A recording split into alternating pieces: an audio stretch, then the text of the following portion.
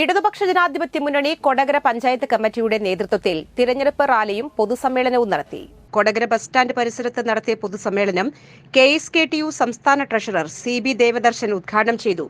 KO Varghese അധ്യക്ഷത വഹിച്ചു. മുൻ MLA BD ദേവസി, AIYF ജില്ലാ ജോയിന്റ് സെക്രട്ടറി വിവേക്, നേതാക്കളായ KV Naijo, CM Babeesh, Ambili Soman, KC James, KA Vijayan, Shojan D വിധേയത്തിൽ എന്നിവർ പ്രസംഗിച്ചു.